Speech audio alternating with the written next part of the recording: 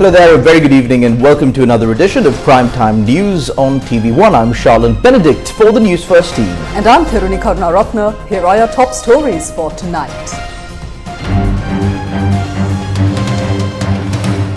Election on 5th October, says Harin in Gaul. IMF program unaffected by elections, says Sagala. IMF says people of Sri Lanka should decide on the outcome in a democratic process. Anesthetic drug shortage at the National Hospital. Sri Lanka outlines roadmap to allow vehicle imports next year. Imputed rental income tax to boost revenue.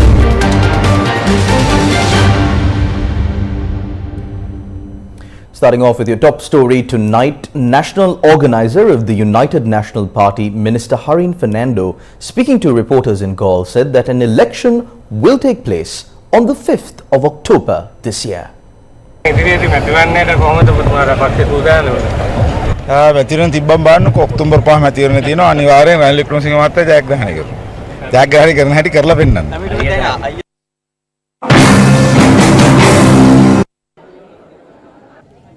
The United National Party organizer Sagala Ratnayaka announced in Kaduwela that President Ranil Wickremesinghe is ready to face the upcoming election.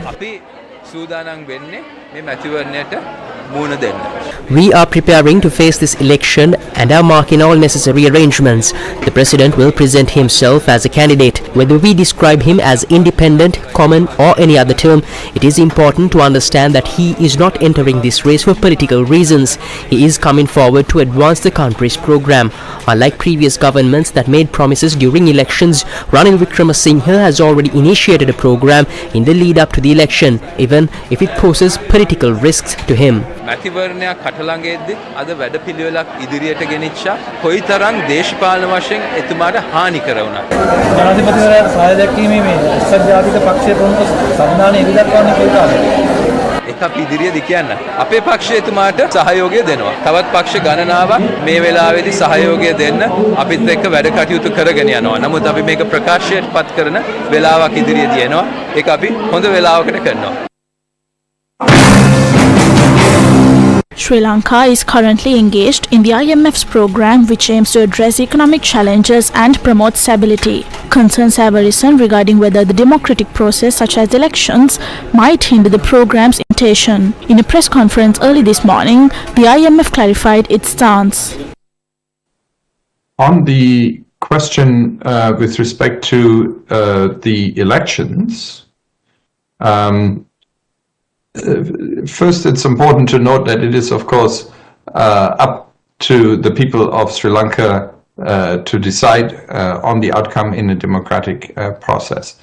But let me reiterate from our perspective that achieving the program's objectives is the key priority to give Sri Lanka a chance to emerge from one of the worst crises in its history.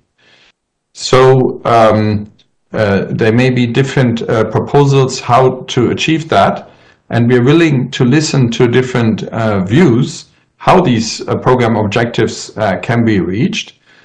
These need to be realistic and achievable within the time frame of the program. Sri Lanka has made good progress in terms of getting the recovery going, but the country really isn't out of the woods yet, and it will be important to safeguard the hard-won gains. So a key priority in the time ahead is to persevere with the reforms that will enable a stable and inclusive economic growth and avoid slipping into another crisis. We, of course, fully respect the democratic process for elections to take place in any country, and we adapt to that process. This may affect a little bit the timing of our missions that we conduct in order to discuss compliance with the program and reforms going forward. So, the elections have, of course, not been called yet. So we will await that and then discuss with the authorities how we can adapt our schedule to that of the elections.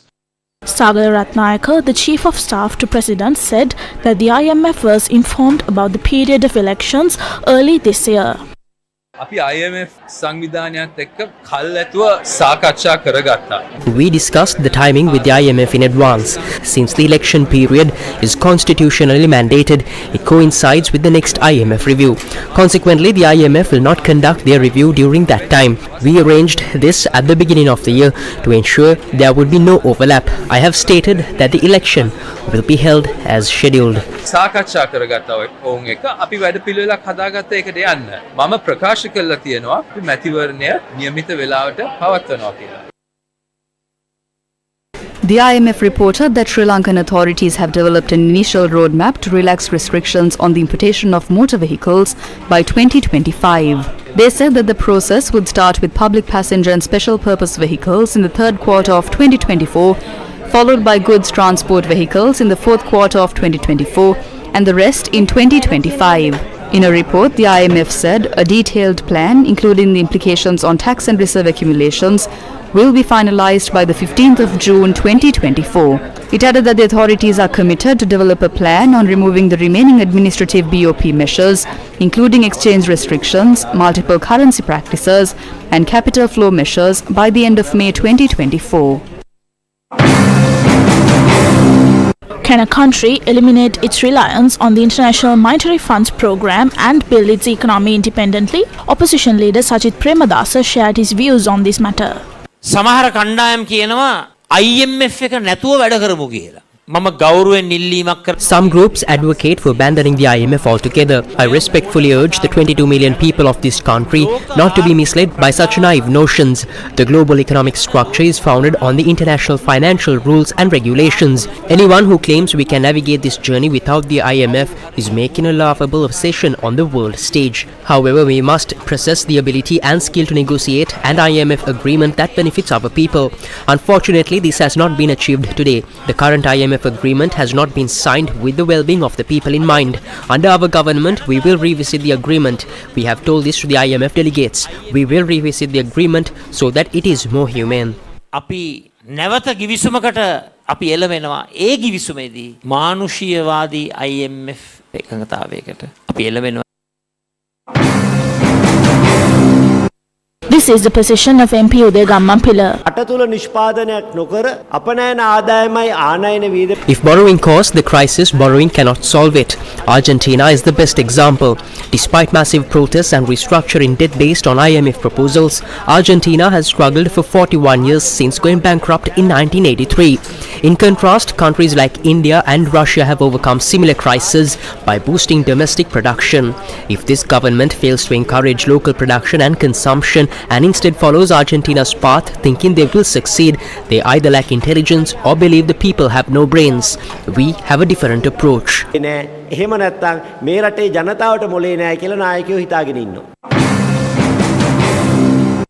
The second generation also commented on the IMF program. The long-term solution to this economic crisis does not lie with the IMF, the World Bank or any foreign entity. This idea is complete deception. The politicians and economic scholars who led us into the crisis are now taking out more loans. We as the second generation clearly state that it cannot be solved like that.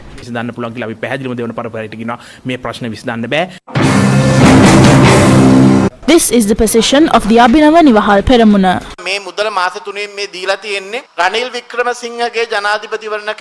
Recent funds have been misused for Ranil Wickremesinghe's presidential campaign, distributing subsidies to falsely improve living conditions and secure his re-election. This aligns with his Western and American agenda driven by the IMF. We clearly state to the IMF that they should not recover the third installment from the people of Sri Lanka but from Ranil Wickremesinghe himself, as the money was used for his election campaign.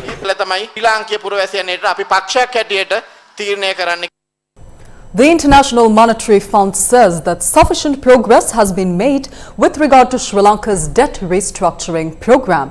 IMF Senior Mission Chief for Sri Lanka, Peter Brewer, made these comments in response to a question raised by Newsfirst's Zulfiq Farzan.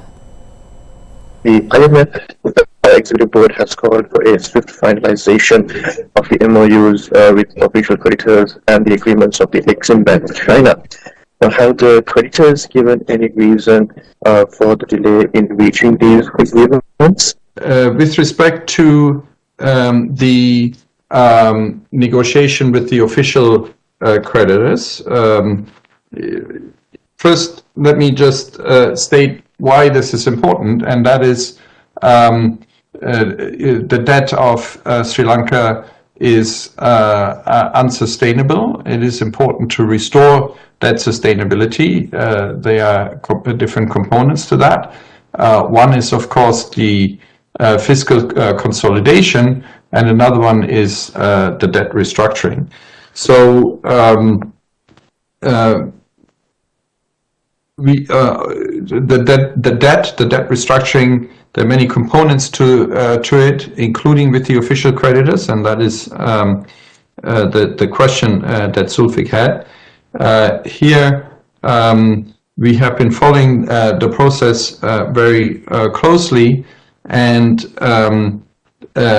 have assessed that there is sufficient progress for the debt restructuring to move forward and to restore debt sustainability. So, in fact, both agreements are very close. There is agreement on the substance of the financial and legal terms with both types of official creditors, and it is procedural issues that need to be resolved, and we anticipate that this will happen very soon. Our negotiation with the bondholders have, according to my information and what I've gathered from the Finance Ministry and the Central Bank, had gone pretty well, and they hope that they can conclude it very, very soon. And also, IMF also had told the same thing. IMF is involved and being kept informed about the progress and the parameters of the negotiations which are going on, both with the bondholders as well as the official creditors. So official creditor agreements, we would say that we are expecting to sign at any moment, very soon. The Ceylon Chamber of Commerce is urging the Sri Lankan government to maintain the momentum of the current reform agenda to steer the economy towards lasting recovery and stable, inclusive growth. It added that a significant challenge to address will be the implementation of fiscal reforms, including the broadening of taxes supported by digitization. The Ceylon Chamber of Commerce said that it is crucial to address persistent issues related to governance weaknesses and corruption vulnerabilities. The Ceylon Chamber of Commerce is urging Sri Lankan citizens to take ownership of the reform agenda, noting that collective action is vital to navigate the country's financial challenges and set Sri Lanka back on a growth path. Former MP Hirunika Premachandra alleges that the president's expenses have been increased through an interim budget. The president introduced new interim budgets and allocated a large sum of money for his foreign travels, but there is no positive outcome from any of these travels. He takes these lump sums and goes on travels. The only thing he brings back is an empty till. People in the world recognize as a president chosen by the people who is capable of protecting democracy. He said that he has close connections in the international community and went for many ceremonies, including funerals and coronations, but those trips bore no fruit. මගුල් ගෙවල් වලට ගියා රාජ අභිෂේක වලට ගියා විජේ සංචාර කියලා ගියා නොයෙකුත් ඒ වලට ගියාම ගිහිලා අරගෙන ආපු දෙයක් නෑනේ. Did the president increase his funding? This is a response given by the State Minister of Finance Ranjit Siambalapitiya. They have twisted the words. There is no supplementary estimate. Supplementary means a new expense. a new recurring or capital expenditure. There is no new expenditure here. What is happening now? The subjects of the sum allocated from the budget to be spent through the Presidential Secretariat has changed because there are some matters that are being delayed due to legal procedures. Now we are seeking to reallocate the funds allocated for such delayed matters towards essential matters. For example, we can reallocate funds to reconstruct a bridge which was damaged due to bad weather. This is the only change. This was previously done by the Auditor General. Now the subject amendment of the allocated fund follows a strict legal procedure and must be submitted to the Cabinet, Parliament and any institution that has the financial power.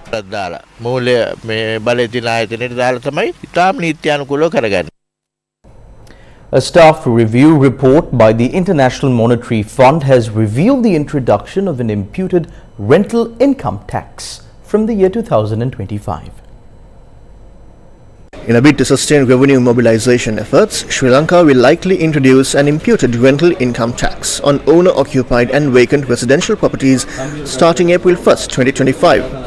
This new tax measure comes as a substitute for the delayed property tax initially planned for 2025 but faced institutional challenges. The International Monetary Fund staff review highlighted this approach following a technical assessment deeming it an appropriate measure to maintain the country's revenue path. This move aligns with the IMF's recent staff review, which set a higher primary balance target for Sri Lanka in 2024. The 2024 budget aims for a primary surplus of 0.8% of GDP. Stronger revenue in 2023 and approved budget measures are expected to boost tax revenue by 0.3 percentage points to 12.4% of GDP. With stable spending, the primary surplus is projected to reach 1% of GDP in 2024. The IMF highlighted that this large surplus provides an additional buffer for higher interest payments and reduces domestic financing risks. Locking in this overperformance will lower the revenue adjustment needed by 0.4 percentage points in 2025 and offset lost revenue from the postponed property tax. Leader of the National People's Power, Anurukumara Dissanayake, has travelled to the United Kingdom to participate in several public meetings. Upon arriving at the Heathrow Airport in London, Anurukumara Dissanayake was warmly welcomed by the Sri Lankan community residing there. The first public meeting that Anurukumara Dissanayake will attend during this visit is scheduled to take place tomorrow afternoon in London. The Election Commission will be empowered to proclaim the date for the presidential election in 33 days. On to some concerning news from the medical sector in the country. It was reported this afternoon that surgeries at the Colombo National Hospital had to be cancelled due to a shortage of anesthetic drugs, specifically the drug named isoflurane. When Newsfirst inquired about this, Deputy Director General Dr. G. Vijay Surya, the Director of the Medical Supplies Division of the Ministry of Health, stated that a shipment of the anesthetic drug has arrived at the Colombo port. He said that steps are being taken to release the shipment today. Dr. Vijay Surya also explained that there was a delay in releasing the drugs because the importer had not submitted the necessary documents. There is no specific issue regarding anesthetic drugs, and we have all the life-saving medication. Some of the currently unavailable drugs have already been ordered and will arrive in the coming days. For the drugs that are not in the central medicine warehouse, we have provided financial provisions for hospitals to procure them privately as needed. The drug supply situation has now improved significantly. Newsfirst with the people. Now, the University Grants Commission says that the Ministry of Education has informed that non-academic staff of universities will not be given a salary increase this year. Its chairman, Sampath Amaratunga, says that he was informed regarding this in writing yesterday afternoon. Today marks 44 days for the strike launched by the university non-academic staff based on several issues including salary disparity. Due to this, the activities of all government universities have been disrupted. The university non-academic trade union said that they will not cease this action until their problems are resolved. Meanwhile, a group of non-academic staff of the University of Ruhuna engaged in a protest opposite the university this morning.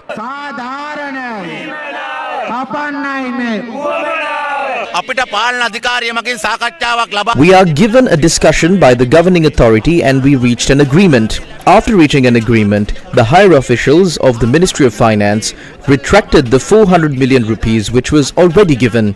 The President has been misled by the senior officials of the Finance Ministry. Even if they kill each other, they cannot reopen the universities without increasing the MC. We are informing the government not to give us false solutions. All 14,000 members of the non-academic staff are standing united. Non-academic employees of the University of Peradeniya protested today at the Galaha intersection in Peradeniya.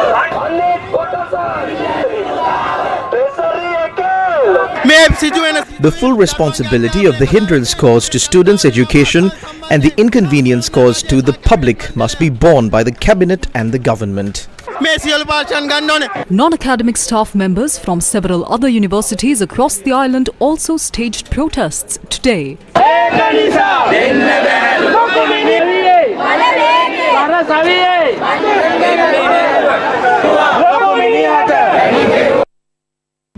Meanwhile, several protests organized by the Inter-University Students' Federation were staged in various parts of the island. They cited multiple demands including solving the issues related to university non-academic staff and recommencing academic activities of state universities. Protests were staged in the Kiribathgoda, Kandy, Kurunegala and Kaluthara towns.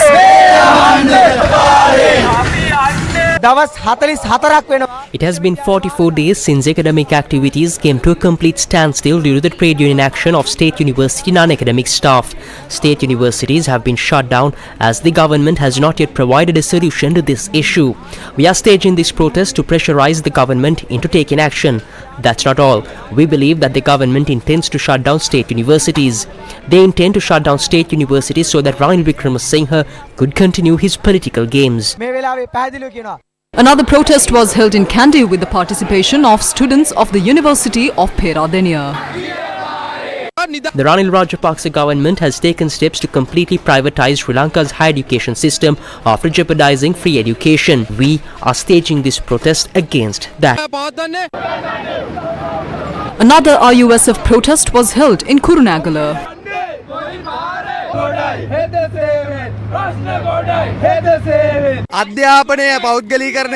This is not the first nor the second time they attempted to privatize the education system of the country.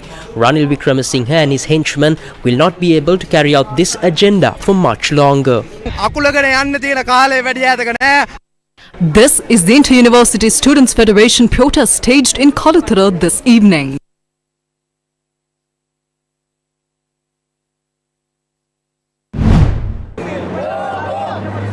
Today marked day 5 of the Satyagraha campaign launched by the school development officers, demanding that their positions be made permanent. Development officers in the north and east of the country also supported this move. School development officers are urging the authorities to consider integrating them into the learning and teaching processes of the school system, despite it being 4 years since they were recruited as interns. We are urging Minister Susil for the passage of a special law in Parliament to authorize the hiring of these individuals as teachers. We had previously engaged in negotiations with you on this matter. Additionally, concerns were raised in Parliament regarding the status of these individuals. The issue has arisen due to a lack of response to our earlier requests.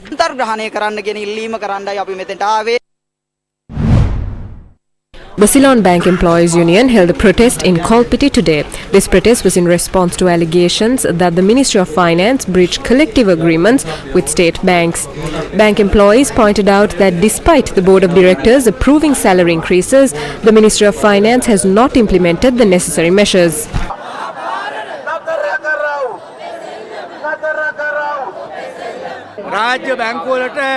The salary proposals agreed upon by the union and approved by the Board of Directors of the state banks have been obstructed by Treasury officials.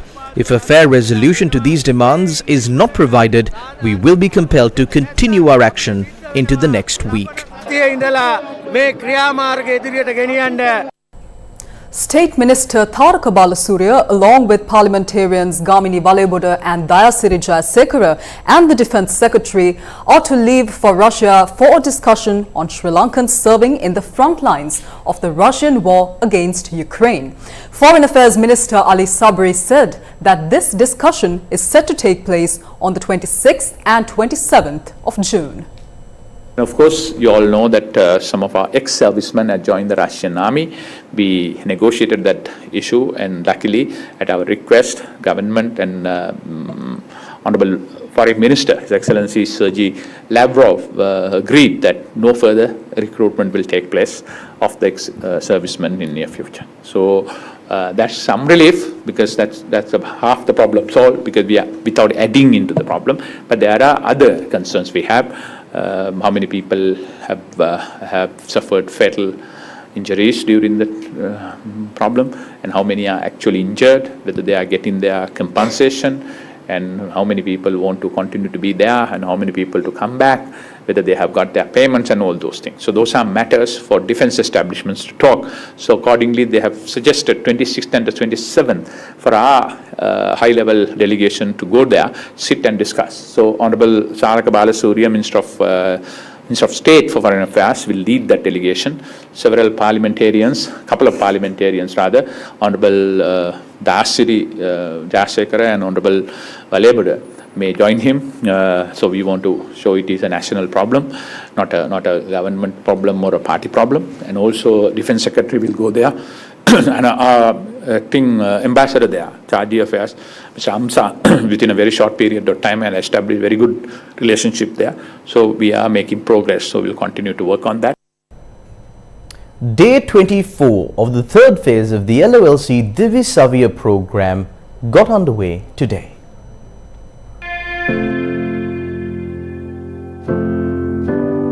Under the Divi Savia program, exercise books and stationery equipment required for a year are distributed free of charge to government schools with less than 150 students. Today's program was centered around the Mullaitivu and Thunukai education zones of the Mullaitivu district. Accordingly, school bags and stationery equipment were donated to students of Kumarasamy Vidyalaya, Vinayagapuram Government Tamil Mixed School, Theniyankulam Government Tamil Mixed School, Olumadu Tamil Vidyalaya, Sanmugaratnam Vidyalaya and Karipatta Muruppu Government Tamil Vidyalaya. School bags and stationery equipment were also distributed to students at the Mullaitivu Zonal Education Office this morning. The LOLC Divi Savia program continues to forge ahead for the future generation of Sri Lanka.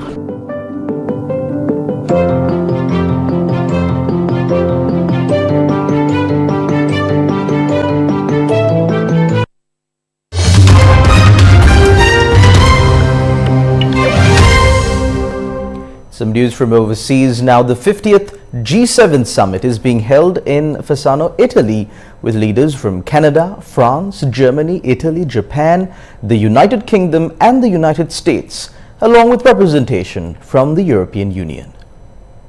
The agenda includes the Russia-Ukraine conflict, Middle East issues, climate and energy linkages, migration, food security and the ethical use of artificial intelligence. Ukrainian President Volodymyr Zelensky and Joe Biden signed a 10-year bilateral security deal between Ukraine and the United States. The agreement envisages US military and training aid to Ukraine, but it does not commit Washington to send troops to fight for its ally. In addition, the G7 nations, along with the European Union, froze roughly $325 billion in Russian assets following their invasion of Ukraine in 2022. These frozen assets are currently generating about $3 billion a year in interest. Under a new plan by the G7, this interest will be used to help Ukraine pay off the annual interest on a $50 billion loan they are securing from international markets. While the money won't reach Ukraine until the end of this year, it's seen as a significant long-term solution to support their ongoing war effort and economic recovery. Meanwhile, Indian Prime Minister Narendra Modi, in the first trip of his third term, arrived in Italy earlier today to attend the 50th G7 Leaders Summit. Modi is expected to hold bilateral meetings and discussions with the leaders of the G7.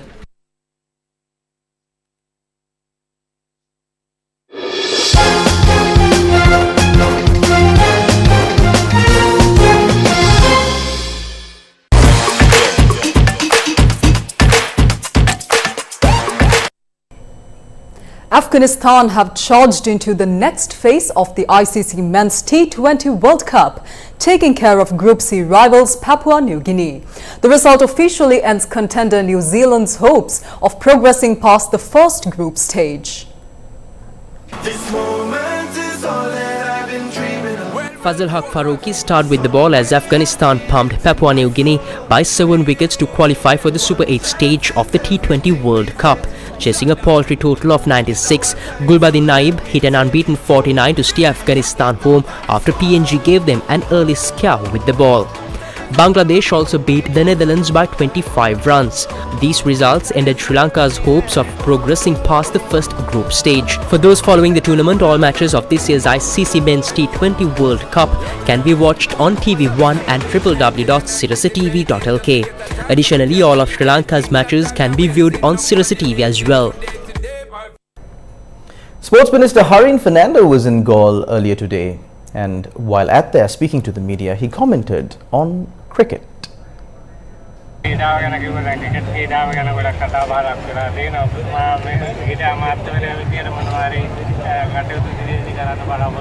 මාත් cricket ගහන්න බලාපොරොත්තු. දැන් උතුමා අහන්නේ මම ක්‍රීඩාමිතුවරට මම මොනවා කරන්නද කියලා. ඉතින් මැච් පෙරදුනොත් මම මොනවා කරන්නද? මම ක්‍රිකට් ගහන්න යන්නේ. එහෙම කරන්න බෑ. මම හිතනවා අපි හැමදාම මැච් දිනනකොට එක විදියකටත් මැච් පරදිනකොට ඇමතිවරයටත් ඉලක්ක කරන්නේ. මම හිතනවා හැබැයි මේක ඇවිල්ලා ප්‍රතිඵලයක් වෙලා තියෙන්නේ අවුරුදු ගාණක් තිස්සේ ඇදීගෙන ආපු ප්‍රශ්නයක්. මේ ප්‍රශ්නට විසඳෙන්න නම් දීර්ඝකාලීන සැලසුමක් ඕනේ. අපි බාරගද්දිත් ශ්‍රී ලංකා ක්‍රිකට් ආයතනය තහනම් වෙලා. ඒතර ඒ තහනම් වීම තුළ ඒ වගේම රටේ ආර්ථික ප්‍රශ්නත් එක්ක රටේ තිබුණ පෞද්ගලික කාලේ තිබුණ වාතාවරණයත් එක්ක ක්‍රීඩකයෝ ක්‍රීඩා සංගම් මේ වගේම ක්‍රීඩා සංයුතිය හැමදේම අච්චාරු වෙලා අවුල් ජාලයක් වෙලා තියෙනවා. මේව ටික හදා ගන්නට ඕනේ. ඉතින් මේක හදා ගන්න හරි වූ වැඩසටහනක් පාලනයක් තව ටික දවසකින් අපි ඒකට දීර්ඝකාලීන මම හිතනවා මධ්‍ය කාලීන දීර්ඝකාලීන සහ කෙටි කාලීන කියන වැඩපිළිවෙල තුනකට යා යුතුයි. බොහොම ඉක්මනින් ඒ ටික හරියයි. මම හිතනවා ඊගාවේ වර්ල්ඩ් කප් එක දිනන්න නම් දැන්වත් කරන්න ඕනේ. මට මතකයි අපි දැන් සැරසීමු කියලා සින්දු යදුවෙත් 20යි 27 දිනන්න. ඒ වෙනත්නම් 20යි 24 දිනන්න නෙමෙයි. අපේ මිනිස්සු ආස ඉන්ස්ටන්ට් නූඩල්ස් වගේ හෙට දවසේදී ගහලා ඔක්කොම දිනන්න ඕනේ. නව ශ්‍රීලන්තයේ මෙච්චර හොඳ කණ්ඩායම කන්න ඒගොල්ලෝ උත් පෙරදිලා. ඒගොල්ලෝ උත් ඒගොල්ලන් ගෙදර යනවා. ඒ මන් දන්නේ නව ශ්‍රීලන්තයේ සෝෂල් මීඩියා වල තියනවාද කියලා ගම් වතුර උඹලත් වරෙන් අම්මා කියලා කියනවාද කියලා. ඒ නිසා අපේ එහෙම වරෙන් අම්මා කියන කට්ටියට පොඩ්ඩක් නව ශ්‍රීලන්තයේ කණ්ඩායමට මේ මිනිස්සු කොහොමද සලකන්නේ කියලාත් පොඩ්ඩක් බලා ගන්න ඕනේ. මොකද අපේ ලංකාවේ මිනිස්සු ජිල් බෝලයක්වත් ගැහුවේ නැතුණට ඕනම ක්‍රීඩාවක් ඕනම මිනිහෙක්ගේ පෞද්ගලික දෙයක් ගැන කතා කරන්න හරි ආසයි. ඒක තමයි ලංකාවට කියලා වෙලා තියෙන්නේ. Now on to some more news from overseas. Lawmakers at the Italian parliament clashed over a bill on Wednesday as Italy began to host world leaders for the annual Group of Seven or G7 summit in Fasano. Now we'll leave you tonight with footage of this clash at the Italian parliament. With that, we wrap up primetime news on TV1 for tonight. Thank you very much for watching. Good night. A fight broke out at the Italian parliament when five-star movement deputy Leonardo Dono unfurled an Italian flag in front of Regional Affairs Minister Roberto Calderoli of the pro-autonomy Northern League and closed in on him. Parliamentarians from Calderoli's League party cornered Dono in response, turning the debate into a free-for-all fight involving about 20 men. Dono, injured in the clashes, had to be evacuated in a wheelchair and taken to hospital. The brawl provoked a torrent of reactions from political leaders.